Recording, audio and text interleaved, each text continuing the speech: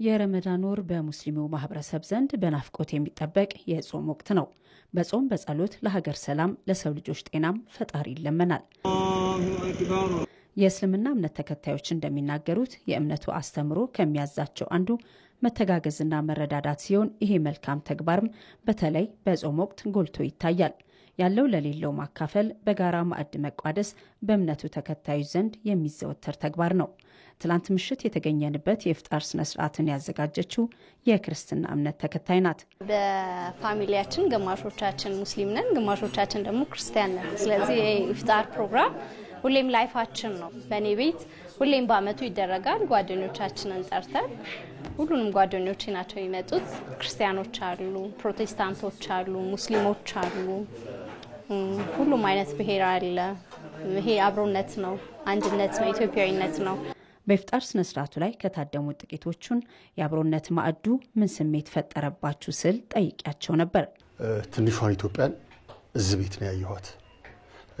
የመቻቻል ይሄ የጾም ወቅት የክርስቲያኑ የሙስሊሙም የጾም ወቅት የመቻቻል የይቅርታ የተራበን የምናበላበት የታረዘን የምናለብስበት ይቅርታ የምንባባልበት ነውና የክርስቲያኑ የሙስሊሙም ጾም አንድ ላይ መሆኑ እጅግ በጣም የሚያስደስት ነው።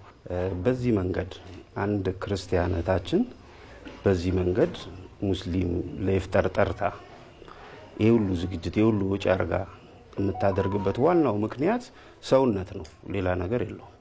የሰውነት ትርጉሙ ሲገባን ከእምነት ሻገር ያለ ሐሳብ ይኖረናልና እታችንን በዚህ በኩል በጣም አድርጌ በአላህ ስም ላመሰግናት እወዳለሁ።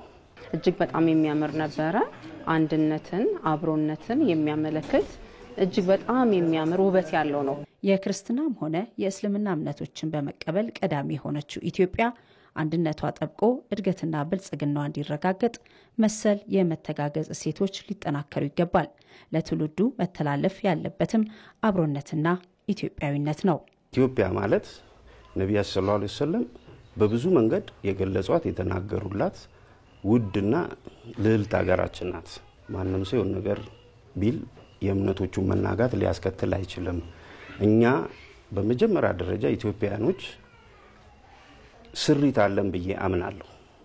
ይሄ ነገር በእስላምና በክርስቲያን መሀል የተሰራች ሀገር ናት፣ ውብ ሀገር ናት፣ ቃል ኪዳን ያላት ሀገር ናት። ስለዚህ ቆም ብለን አስበን በማወቅ በመተዋወቅ ሀገራችንን ከፍ ማድረግ አለብን። ይህ ፕሮግራም በየአመቱ ሆኖ የሚዘጋጀው አብሮነት ነው የሚለው። አብሮነት ማለት ደግሞ ሃይማኖትን፣ ባህልን፣ ብሔርን የማይለይ እንዲህ ያማረ ፕሮግራም ማለት ነው። ይሄ ደግሞ ለልጆቻችን ማስተማር አለብን ብዬ ነው የምገምተው። የኔ ሃይማኖት ያንተ ሃይማኖት፣ ያንተ ሀገር ያንቺ ሀገር መባባሉ ብዙም ጥቅም የለውም። ስፔሻሊ ለኢትዮጵያውያን አይሰራም። ስለዚህ ልጆቼም ነገ ከነገ ወዲያ አድገው ቤት መስርተው ሲኖሩ ይሄንን ነው የሚያስቀጥሉትና በልጆቼም ህሊና ውስጥ መቼ ነው ይፍጣር፣ መቼ ነው እናረጋው፣ ያሁኑ ቅዳሜ የዛኛው ቅዳሜ እየተባባልን ነው። ገባሽ? ስለዚህ ልጆችም ላይ እየሰራን ያለነው ከዚህ ውጭ ኢትዮጵያ ልትድን አትችልም። ከዚህ ውጭ ደግሞ ሀገርም ሊድን አይችልም፣ እኛም ልንድን አንችልም እንደ ሰው። ስለዚህ መዋደዱ ነው የተሻለ ነገር። በአዲስ አበባ በተለምዶ ቦሌ ቡልቡላ እየተባለ በሚጠራው አካባቢ እንገኛለን። የታደሙት የእስልምና እምነት ተከታዮች ብቻ አይደሉም፣ የክርስትና እምነት ተከታዮችም ሌሎች ኢትዮጵያውያንም እዚህ ታድመዋል። በአብሮነት ማዕድ የተቋደሱ እዚህ ቤት የታዘብነው ነገር ኢትዮጵያዊነት በሰፊው ደምቆ የታየበት ነው።